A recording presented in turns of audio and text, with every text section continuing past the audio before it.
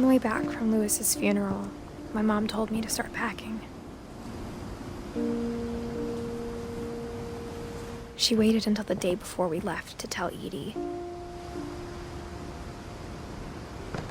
I'm not sure if she wanted to make it easier or harder.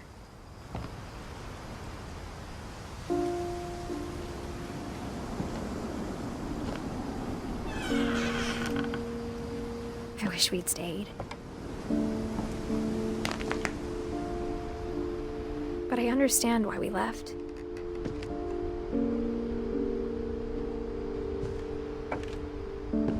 My mom ended up leaving everything behind.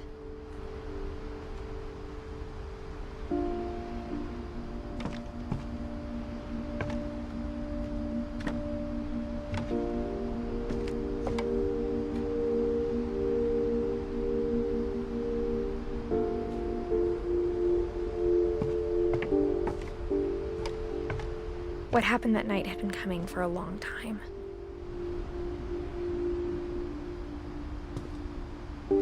Maybe it should have come sooner.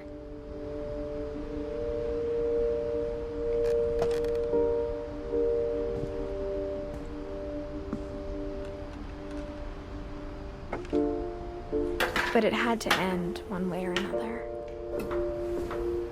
All that's left now is to tell you about that last night.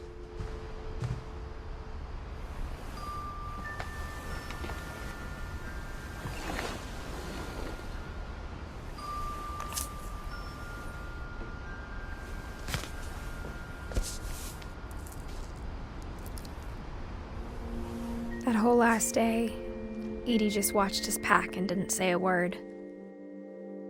Until supper, when she raised her glass and said, "To our final night together, and all our final nights apart." Grandma, you know what I said about alcohol.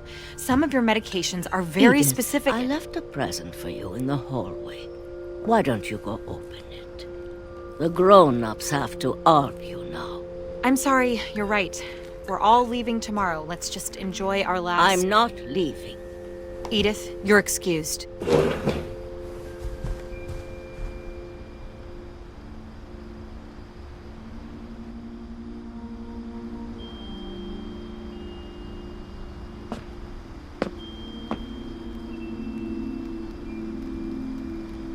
The power had been shut off that morning, but Edie always had plenty of candles.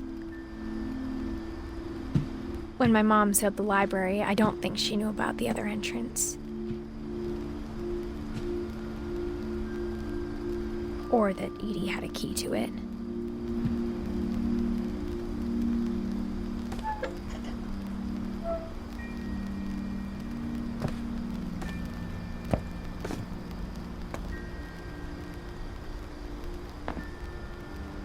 That thing you're afraid of isn't going to end when you leave the house.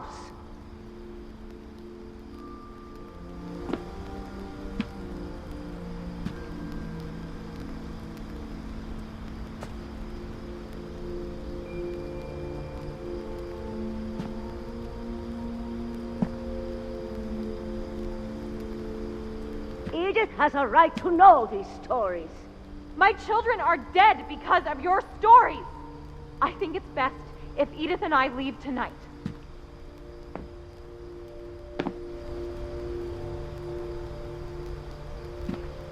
We'll have the nursing home send a van for you in the morning, okay?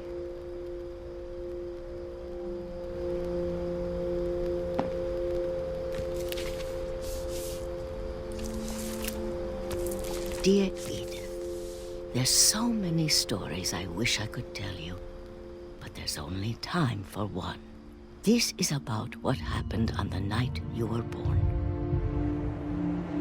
That night, the tide went way, way out. It was the first and last time I ever saw the old house aground. There'd been an earthquake out in the middle of the ocean. They called it the lowest tide in 1,000 years.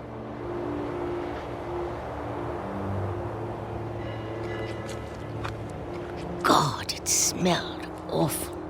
You know, I've seen that house every day of my life.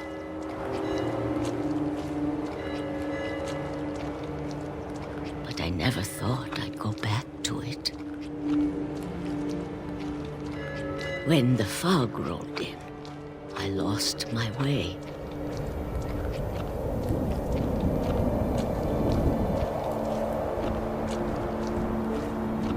I got turned around.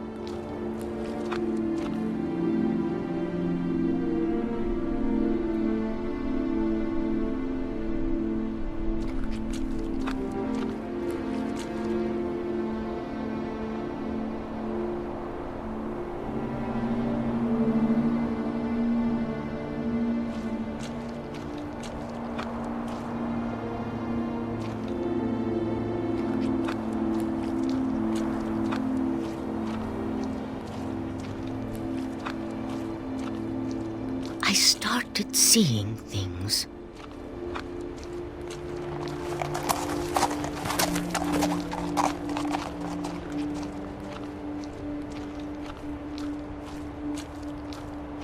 Things I'd forgotten had ever existed.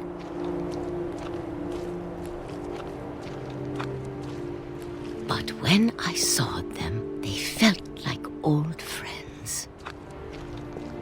That night, a lot of things came back to me. Or maybe I came back to them.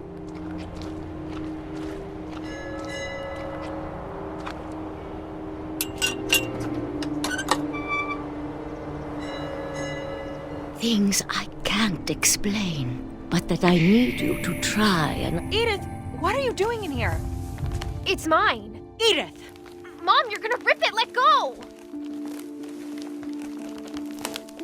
I kicked and screamed, but Mom dragged me to the car.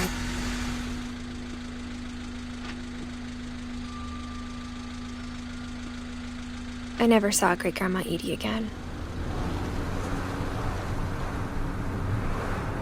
The next morning, the band came to pick her up, but she was already gone.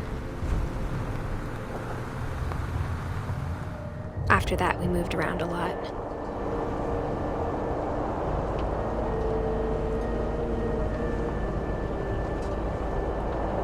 We both tried to make the best of it.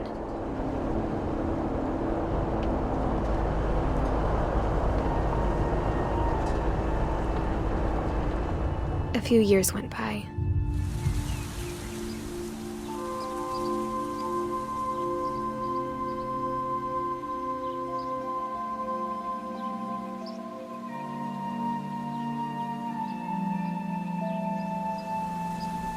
My mom didn't like to talk about it, but she started getting sick a lot. The rest happened pretty quickly.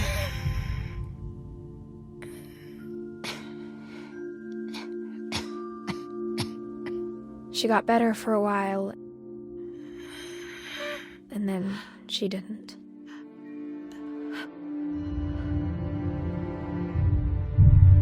And then I was alone. The last Finch left alive.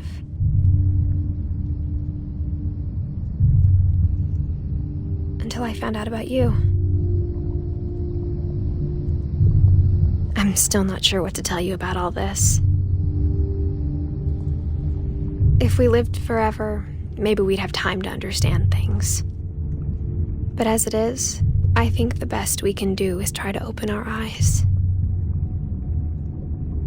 And appreciate how strange and brief all of this is.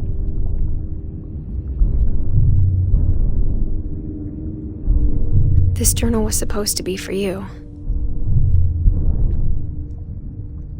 But now I hope you'll never see it.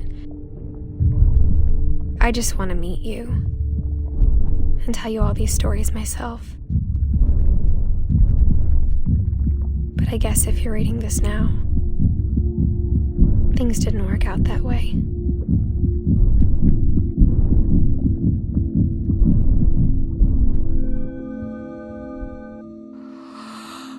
This is where your story begins. I'm sorry I won't be there to see it. It's a lot to ask But I don't want you to be sad that I'm gone. I want you to be amazed that any of us ever had a chance to be here at all. Good luck.